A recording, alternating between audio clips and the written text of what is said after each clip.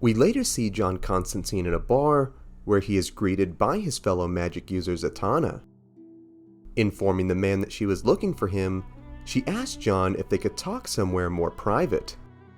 He then led the woman to a back room in the bar where he asked her just what she wanted to drink, where she told him that she was certain she could find something. Of course, being aware that she wanted to sip on his magic blood, Constantine restrained the woman, where he told her that they could chat after she got over the whole biting him thing.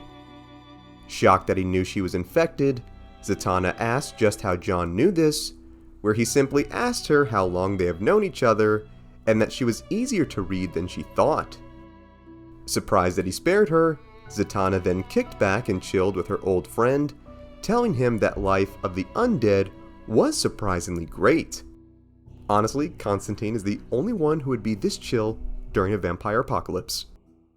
We are then taken to the Batcave, where we see Batman instructing his computer to collect as many blood samples as possible so he can investigate just what was going on with this invasion. Aware that someone was watching him, he then enacted a blackout throughout the entire cave.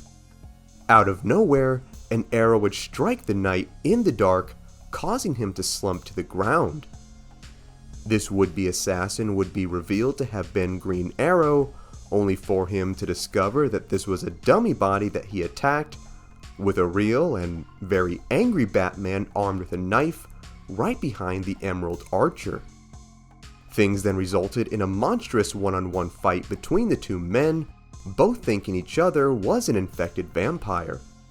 As the two billionaires tried to kill each other, we are then brought back to Constantine talking to his vampire GF, where they are interrupted by Dr. Fate, who told John that his assistance was needed in this undead threat. This then immediately caused Zatanna to go on the offense, where she went to attack Fate, only for Constantine to restrain the woman in midair once again, telling both of them to calm down.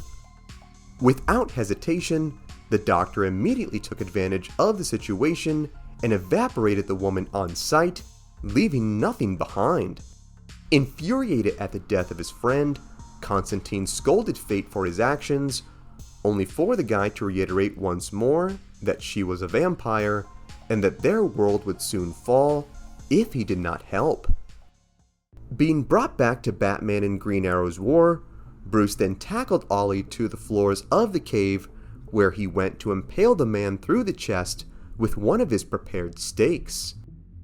After dousing the Dark Knight with holy water and not seeing him burn to a crisp, Bruce and Ollie both realized they were not infected and apologized for beating the crap out of each other.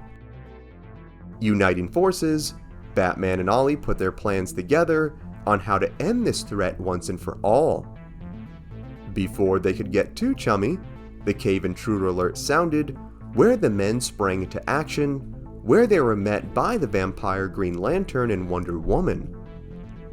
With their secret agenda, the duo had convinced the rest of the uninfected League that Bruce and Ollie were the vampires all along, and they were the ones who killed the Flash.